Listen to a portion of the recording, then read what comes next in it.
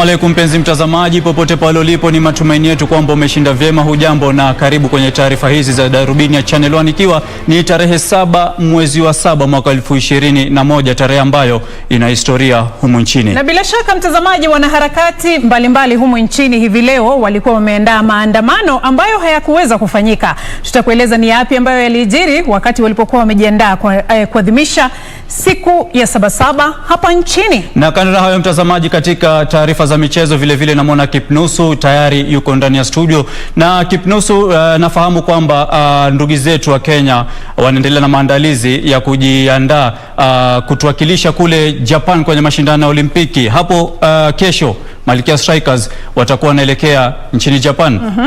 Naam, kama ulivyodokeza, maandalizi kabambe yanazidi kupamba moto kuhusiana na michezo hiyo Olimpiki, ambapo bila shaka hii leo mwanariadha chipukizi ambaye ameweza kuweka rekodi ya mbio za mita 100 hapa nchini na awali kuweka rekodi katika eneo Lagos, Nigeria, Ferdinand Omanyala ameweza kuimarisha safu au kuweza kujitayarisha katika mbio hizo ambazo zinasubiriwa kwa hamu na gamu. Na vile mtazamaji, utakuwa unapata taarifa kuhusiana na kivumbi kilichotifuliwa katika uga wa Wembley, ambapo Azuri walikuwa wazuri, ambapo walicharaza timu ya Uhispania, nazungumzia Italia. Kwa hivyo hayo ni kwa muda usiokuwa mrefu kwenye spoti, baada ya magwiji Juma pamoja na Beatrice Gatonye kuwajibika.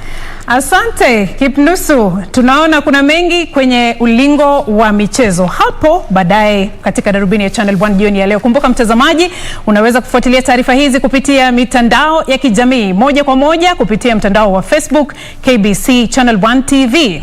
Na vile kwenye mtandao wa Twitter mtazamaji, unaweza ukasema nasi kupitia @KBC Channel 1, @Ahmed Juma na vile @Betty Gatonye. Alafu bila shaka tutolee ama tupatie hisia zako kuhusiana na taarifa ambazo tutakupeperushia siku ya leo, alafu hapo baadaye tutapitia baadhi ya maoni yenu. Na bila shaka unaweza pia kuwatakia wale watakao kuwa wakiwakilisha Kenya katika riadha ama katika michezo yoyote ile itakayokuwa ikifanyika kule Japan, watakie kila laheri wa Kenya. Hapo tutakuwa tukizipitia wakati Darubini inasonga mbele mtazamaji, lakini kwanza kabisa hebu tupate vidokezo na mwenzangu Balo.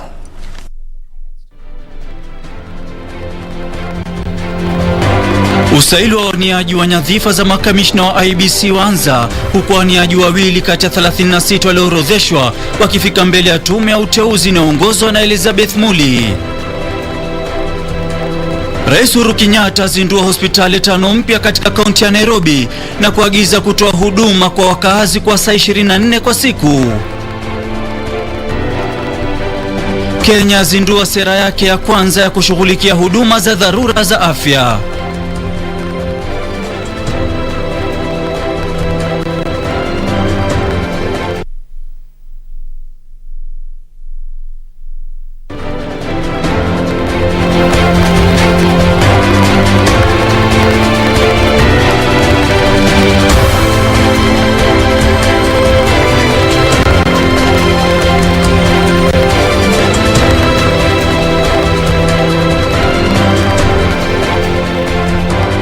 Karibu sasa mtazamaji kwa taarifa hizo na nyinginezo hapa kwenye meza hii ya Darubini ya Channel 1. Kama tulivyosema hapo awali, fuatilia kwenye mitandao ya kijamii.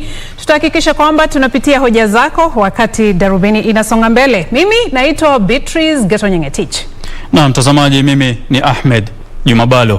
Mtangazaji wa ishara jioni ya leo ni Ann Wangeshi, na tunaanza na taarifa kuhusiana na usaili wa waniaji wa nyadhifa za tume huru ya uchaguzi na mipaka hapa nchini IEBC, ambao ulianza leo, huku waniaji wawili kati ya 36 walioorodheshwa wakifika mbele ya jopo la uteuzi linaloongozwa na Elizabeth Muli.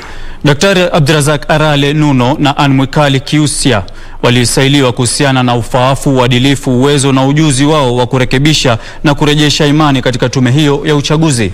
Na jinsi Ben Chumba anavyotuarifu, Abdalla Mohamed aliyefaa kusailiwa asubuhi katika jumba la mikutano ya kimataifa la Kenyatta KICC alijiondoa kutokana na tashwishi kuhusu hati zake za masomo. Ni miezi 13 kabla ya uchaguzi mkuu wa mwaka 2022, jopo la uteuzi la makamishna wa tume IEBC limeanza kuwasaili wawaniaji wa nyadhifa hizo. Wa kwanza kufika mbele ya jopo hilo alikuwa Dr. Abdirazak Arale Nuno, aliyetakiwa kubainisha jinsi atakavyotetea uwazi na uwajibikaji katika tume hiyo iwapo atateuliwa. IEBC must go beyond its call of duty to ensure that the people who have access to its technology are people who they can vouch for beyond reproach and people who care for this country. Dr. Nuno ambaye ni mhadhiri katika chuo kikuu cha Moi aliarifu jopo la uteuzi kwamba atatetea matumizi ya teknolojia ili kuimarisha uhalali na sajili ya wapiga kura kabla ya uchaguzi mkuu wa mwaka ujao.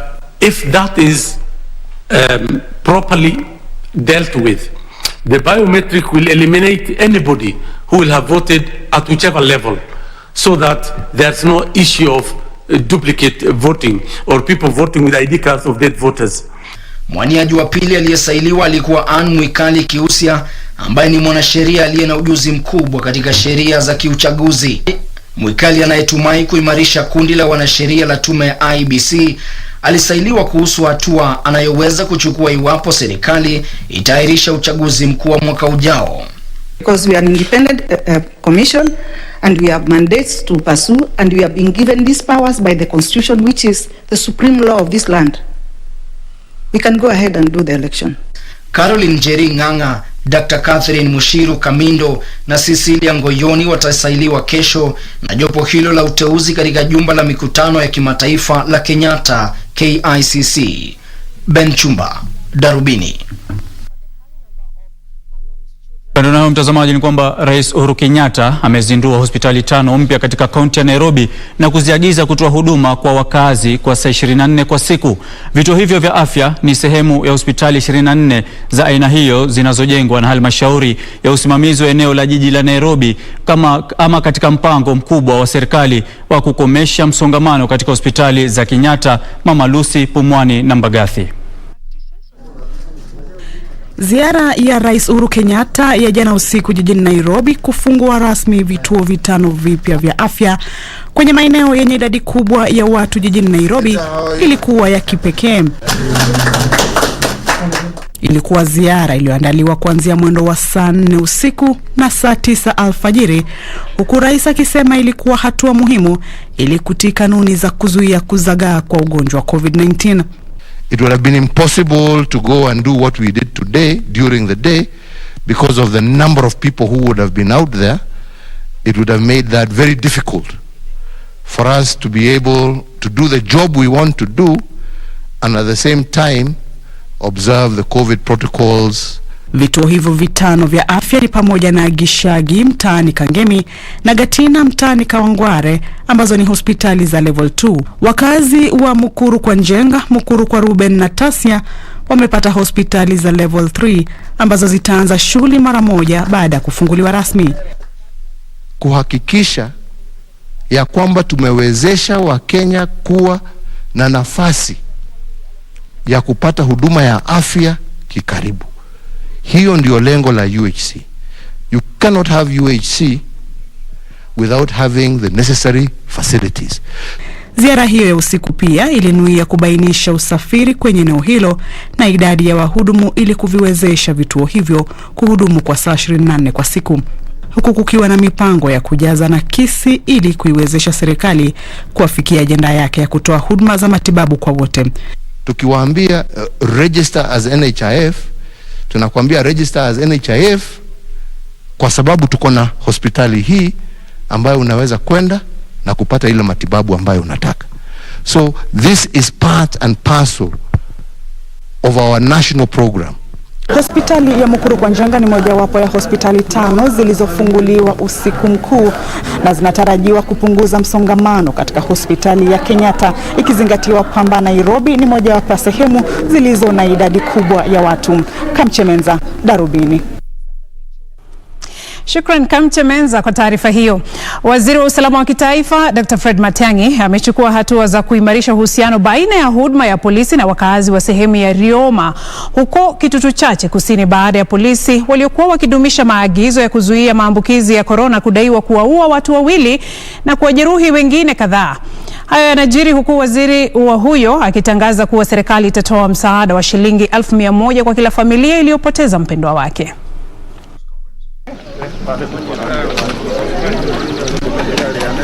Lakini tayari tumeanza kuchukua hatua vile tuliongea hiyo maneno yote hapa. Mimi nawaomba tafadhali ninawaomba kwa unyenyekevu, kwa sababu kwanza hata kama nyinyi ni waziri pia ni mtoto wenu. Tushirikiane kabisa. Tumekubaliana vile tutakavyoendelea mbele sasa katika mambo ya kuweka usalama katika pande hii na kuhakikisha kwamba uhusiano wetu kati ya sisi kwa security na wananchi umeimarika na tutakaa pamoja kwa amani. Tuwasaidie tuendelee. Wacha tuwe na station na tukaweka station na moyo mzuri. Hii station imejengwa na nyinyi, tumejenga na pesa yetu, tulitaka watu waletu.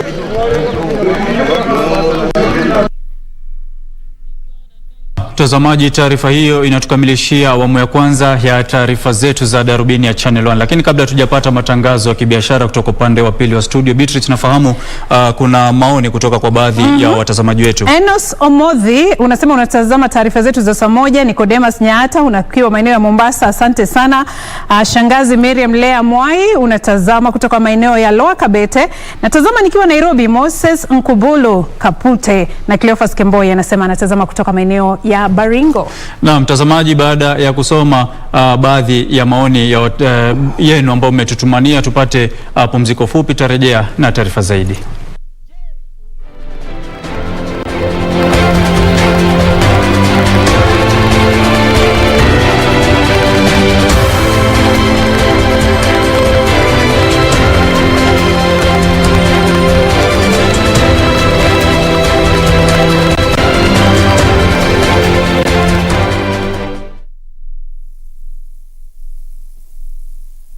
Siku moja mosquito ilipata ujauzito, ikazaa mtoto. Sasa hiyo mama ya mosquito ikatuma mtoto mosquito iende ikapige doria iwaje kukaa kwa nyumba. Sasa hii mtoto mosquito ikaenda ikarudi. Hii mtoto mosquito ikaambia mama yake, mama, mimi nimeenda kila mahali watu wanapigia mimi makofi, watu wamefurahiana na mimi sana. Mama, hii mosquito ikaambia mtoto yake, hao wapigi wewe makofi eti wanafurahia wewe, hiyo walikuwa wanataka kuua wewe. Ili kupata skiza tune hiyo ya mosquito, bonyeza *811 *967 hash. Bonyeza *811 *967 hash.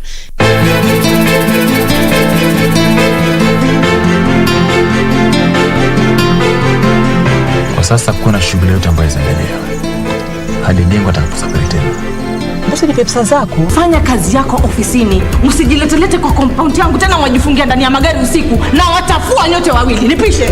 Lakini Kate, wewe waujua umuhimu wa ndoa? My house is off limits. Tumeelewana? Wewe alinikosa nafaka wake, sasa amekutuma wewe mtoto wa dadangu uje unimalize. Mkanye mke wako. Mkanye mke wako sana. Mimi si rika lake wala tutoshani kimaisha.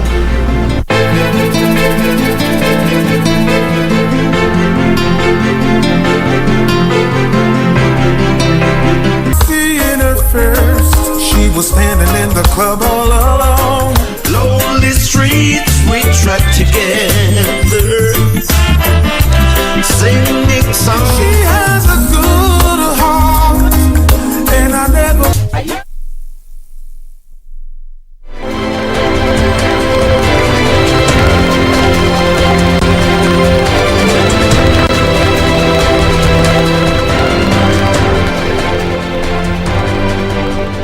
Mtazamaji, kwa kuendelea kutazama taarifa hizi na karibu tena. Maandamano yaliyokuwa yamepangwa na wanaharakati ili kuadhimisha siku ya Sabasaba hayakufanyika baada ya polisi kutibua mpango huo. Wanaharakati hao hata hivyo walifaulu kuwasilisha malalamishi yao kwa majengo ya bunge, wakitaka serikali kuzindua sera zitakazoshughulikia uhaba wa kazi miongoni mwa vijana humu nchini.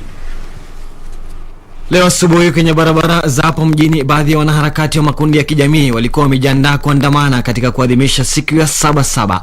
Lakini maandamano hayo ya amani yalizimwa na polisi waliotumia gesi ya kutoa machozi waliokuwa wameshika doria katikati mwa jiji hili.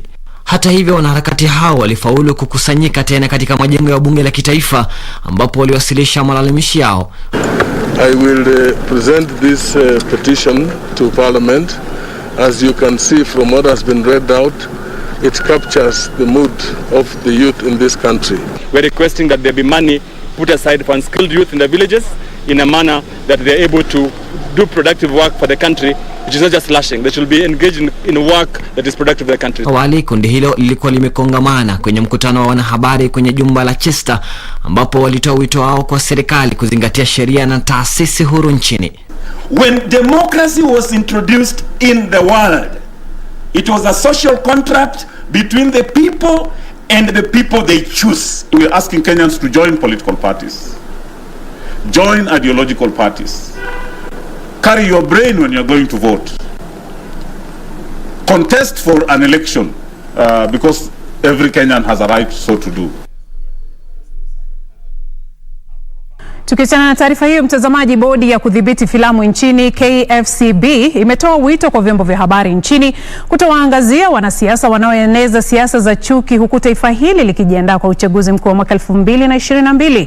Afisa mkuu wa bodi hiyo Dr. Ezekiel Mutua amesema vyombo vya habari havipaswi kutumika kueneza utengano humu nchini. Akizungumza huko Mombasa, Mutua alisema vyombo vya habari havipaswi kukubali kutumiwa kueneza jumbe za migawanyiko, chuki wala uchochezi. Media houses give a blackout to politicians who are insulting one another, inciting wananchi or causing chaos. And that we can turn the cameras for once on people who are campaigning on the platform of development, on the agenda of peace, and people who are minding who are selling their manifesto without causing chaos. Mutua alitoa wito wa kutumiwa kwa busara na uwajibikaji mitandao ya kijamii ili kukuza maadili, mienendo na utangamano nchini.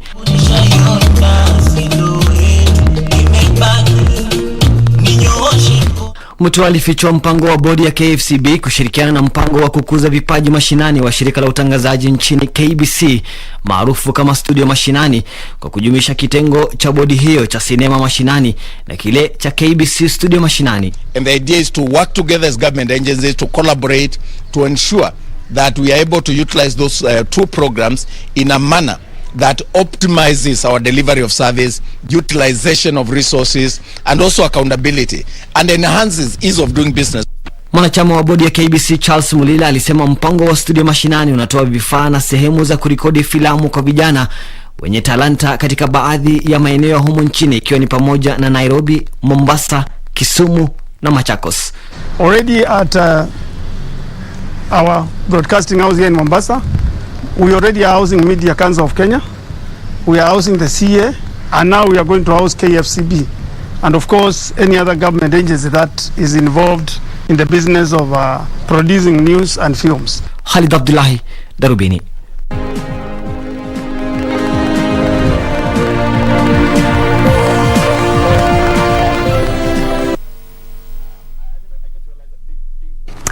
Na mtazamaji, sasa tuangazie taarifa za biashara, kisha tutasonga mbele na masuala mengine. Baraza la magavana linataka mfumo wa usimamizi wa habari za masuala ya kifedha IFMIS uimarishwe au wizara ya fedha ianzishe mfumo mpya wa malipo. Mwenyekiti wa kamati ya fedha ama ya kifedha ya baraza la magavana Nderito Murithi alisema kuwa mfumo huo wa IFMIS hauwezeshi utoaji malipo ya madeni na hivyo kuifanya vigumu kuwalipa wale wanaowasilisha bidhaa na huduma. Kwa habari hizi na nyinginezo, mtazamaji, tujumuike naye mtangazaji wetu ama mwanaripota wetu aliyetuandalia mkusanyiko wa taarifa za biashara. Baraza la magavana limesema kuwa mfumo huo hauwezeshi utoaji malipo ya madeni na hivyo kuifanya vigumu kuwajibikia malipo hayo. Magavana hao wametoa wito kwa wizara ya fedha kutafakari kubadilisha mfumo huu wa IFMIS na mwingine bora zaidi unaoweza kufuatilia na kubainisha matumizi ya pesa katika kaunti na kuonesha malipo yaliyotolewa zaidi ya mara moja. Wakati huo kampuni moja ya teknolojia ya humu nchini kwa jina Koa imeanzisha programu itakayowezesha wateja kuweka akiba hata shilingi 100 na kupata fursa za wekezaji zinazotolewa na wasimamizi wa mali katika kampuni ya Britam. Our goal was bridging the gap between mobile money and between high interest accounts, giving users the opportunity to save and invest their money and earn 8 to 10%. Mwanzilishi mwenza wa kampuni ya Koa Delila Kidanu amesema kuwa programu hiyo inanuia kuwapa Wakenya njia rahisi ya kuafikia malengo yao ya kibinafsi ya kuweka akiba na kuhimiza watu zaidi kudhibiti matumizi ya pesa zao. Kwingineko, kaunti ya Taita Taveta itaanzisha eneo la utayarishaji bidhaa za kuuza nje huko Voi katika juhudi za kuimarisha utengenezaji bidhaa, kubuni nafasi zaidi za ajira na kupata fursa katika soko la kimataifa. Gavana wa Taita Taveta Granton Samboja alisema kuwa eneo hilo litafanikisha ukuaji wa uchumi wa kaunti hiyo. Taita Taveta is right for an industry ya kutengeneza bidhaa kutokana na zile products zenye tunapata kwa ng'ombe. Na hatimaye halmashauri ya kusanyaji ushuru humu nchini imeanzisha mpango wa kuimarisha mfumo wa kusanyaji ushuru wa forodhani kwa gharama shilingi bilioni 2 kwenye vitengo 23 vya forodhani katika bandari ya Mombasa. Halmashauri ya KRA imesema kuwa kebo ya mawasiliano ya kilomita 15 inanuia kulainisha ubora mfumo wa kusanyaji ushuru wa forodhani na pia kuimarisha uwazi. Then you need again a system that ensures that traders know which taxes to pay, how to pay them from the comfort of their offices as they move along. Na mtazamaji, hivi sasa ni wakati wa kupata pumziko lingine, lakini kabla ya hapo namuona Liza Kamsili kutoka Thome Nairobi, unasema unatazama taarifa zetu. Aaron Brian Rotich kutoka maeneo ya Kericho, Kipkemboi kutoka kaunti ya Nandi unasema unatazama taarifa zetu, na kutoka Bungoma anajiita Doka Tamu Mark Wycliffe. Kuna mmoja anajiita Caroline Ochomo anatazama akiwa maeneo ya Madhare 4A hapa jijini Nairobi. Anasema kwa muda amekuwa na nia ya kutaka kujifunza lugha ya ishara, lakini tangu mgundue ama apatane na mwalimu Beatrice Gatonye kila siku ya Jumatano na Alhamisi anahakikisha kwamba hakosi kufika darasani. Hapo sawa kabisa, hapo sawa. Tutaendelea kujifunza pale mwishoni mwa Darubini, lakini kwa sasa namuona Kipnusu upande ule mwingine. Mambo ya Japani vipi? Kama nilivyodokeza, Beatrice inaendelea kupamba moto. Vile vile timu ya kitaifa ya wanariadha vile vile inaendelea kuimarisha safu katika michezo hiyo ambayo bila shaka inasubiriwa kwa hamu na gamu. Na vile vile kumbuka, Beatrice pamoja na Balo, mechi kubwa hii leo ni kati ya Uingereza na Denmark. Denmark. Sijui Balo unashabikia timu gani? Kusema kweli timu ninaoshabikia kwa hivi sasa ilibanduliwa kitambo, lakini finali ya Italy na England itakuwa babu kubwa sana hiyo.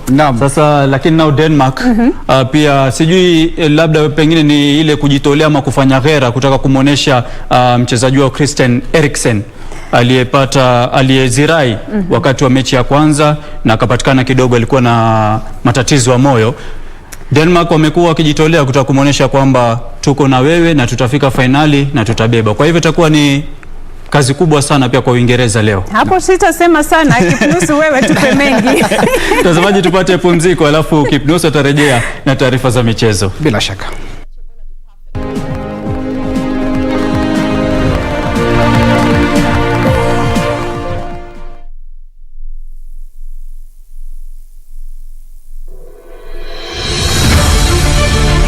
If you have been in contact with someone who is suspected or has tested positive for COVID-19, self-quarantine for 14 days and call 7194 for help.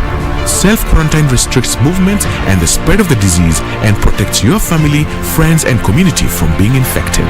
During self-quarantine, you are advised to stay in a separate room, disinfect surfaces and clothing with appropriate disinfectant, avoid sharing household items including utensils, towels and beddings, do not receive visitors, wear an appropriate face mask if you must be around other people.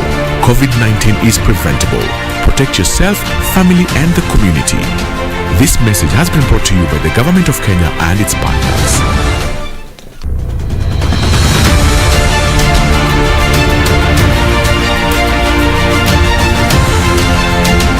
Baada ya miaka 19, kivumbi cha mashindano ya dunia ya Safari Rally kimerejea nchini Kenya kama alivyoahidi Rais Uhuru Kenyatta.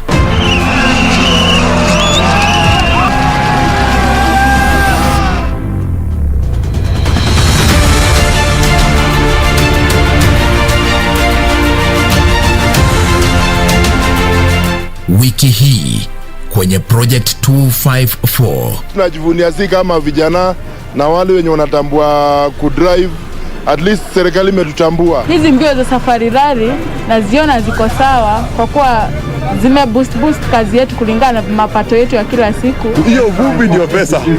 Yes, hiyo vumbi ikuje hivi ndio pesa sasa inakuja. Tunashukuru sana kwa hiyo vumbi. Ijumaa saa 2:30 jioni kwenye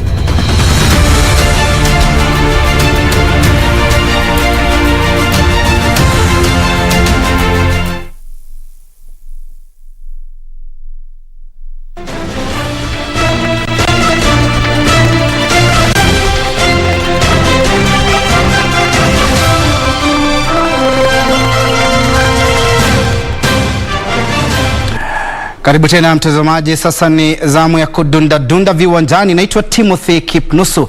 Nangonanga na taarifa kwamba mwanariadha wa mbio fupi Ferdinand Omanyala aliimarisha mazoezi yake kabla ya michezo ya Olimpiki itakayoandaliwa kuanzia tarehe 23 mwezi huu mjini Tokyo. Omanyala aliimarisha mazoezi yake uwanjani Kasarani leo tayari kwa michezo hiyo ya Olimpiki iliyoahirishwa mwaka jana kwa sababu ya janga la virusi vya corona. Kambi ya mazoezi isiyo waruhusu watu wa nje imempa Omanyala na wanariadha wengine fursa ya kuzingatia mazoezi yao. Omanyala alishinda taji ya taifa ya mbio za mita 100 na pia kuweka rekodi ya taifa ya mbio hizo mjini Lagos tarehe 30 mwezi Machi. Timu ya taifa ya riadha itaelekea jijini Kurume tarehe 23 mwezi huu kukita kambi kabla ya kuelekea jijini Tokyo. Wakati huo kampuni ya muundo imeendelea kuweka zulia katika uwanja wa chuo kikuu cha Kenyatta ambapo wanariadha wasiozidi umri wa miaka 20 watakaoshiriki kwenye mashindano ya dunia watakita kambi.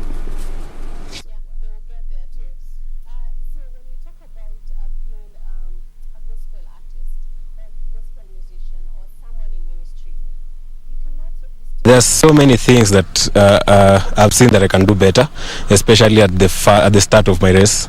I did not have a very good start in the 10.02 race, so that's what we are working on majorly when we are in camp. So we hope that we can go sub 9 or sub 9.9 or 9.8. Yeah.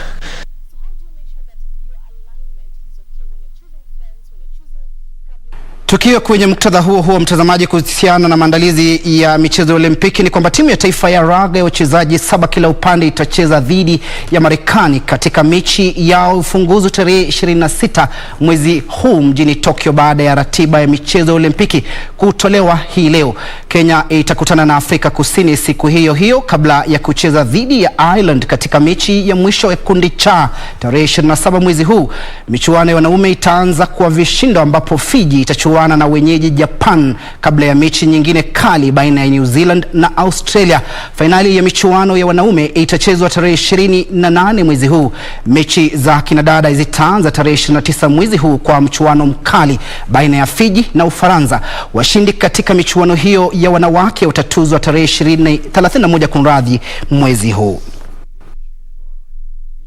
Bachi goes in out and scores.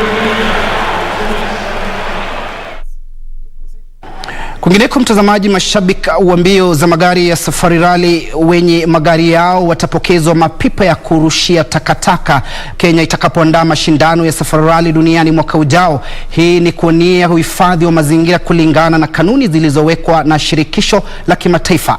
Tazama. Kupitia mpango wa Green Legacy ulioanzishwa na FIA kwa lengo la kuhamasisha umma kuhusu umuhimu wa utunzaji wa mazingira kwa kupanda miti na urushaji wa takataka kwa mapipa, mpango huo umeshika kasi tayari kwenye mbuga za wanyamapori za Soisambu na Kedong mjini Naivasha. For me as the senior warden, I was pleased at the end of the session. I was happy that the event went on as we had programmed it to take place. But the one drive, it was safe. We did not have any event. I'd like to assure Kenyans that we conducted the just ended event within the scope of FIA sustainability guidelines, and we were able to conduct a very sustainable event in terms of environment. So to me, I think the event achieved a great success, and we are looking forward to hosting it maybe next year 2022, and there will be a lot of improvements in regard to implementation of the World Rally Championship. It is a great thing and it is a great fun, and I think almost everybody enjoyed it. Those who are present at site and those who also watch it from the electronic media. Swala la utunzaji mazingira ni swala ambalo limegusiwa kwa mno na kukumbatiwa, huku shirikisho la mbio za magari ya safari rally humu nchini kwa muungano wa shirikisho la kimataifa yakinuia kupanda takriban miti milioni 19. Nikiripotia Darubini kutoka jiji la Naivasha, kaunti ya Nakuru, mimi ni Frederick Muoki.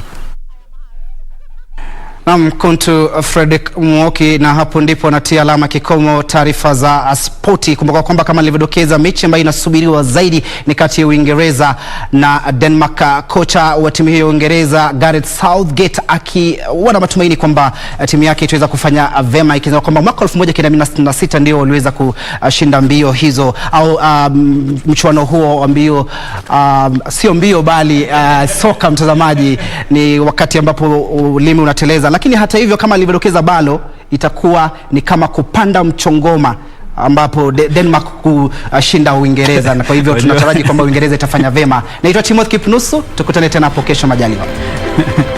Wajua Kipnusu amenifurahisha. Mchuano wa Euro amekazana mara mbili kuita mbio, lakini tutamsamehe. Ni Kipnusu.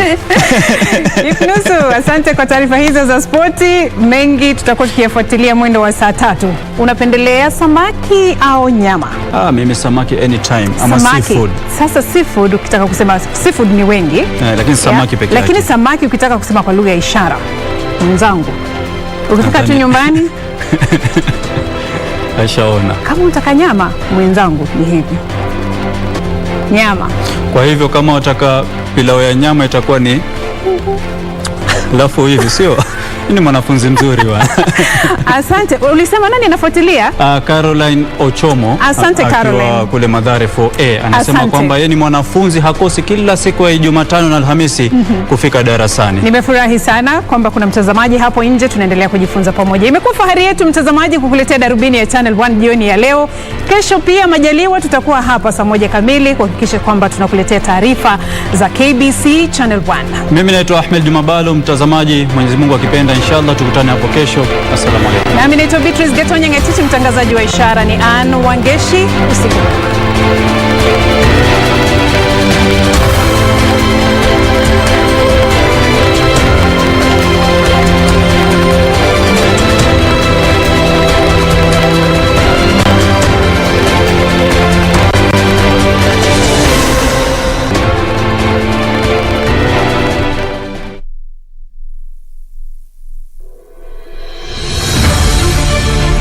If you have been in contact with someone who is suspected or has tested positive for COVID-19, self-quarantine for 14 days and call 7194 HELP.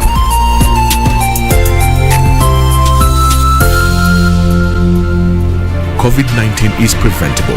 Protect yourself, family and the community. This message has been brought to you by the Government of Kenya and its partners. Vera Beauty College. Vera Beauty and Fashion College with branches in Nairobi, Eldoret, Thika and Meru. Did you know that we are a TVET approved institution? We offer courses in fashion design, interior design and soft furnishing,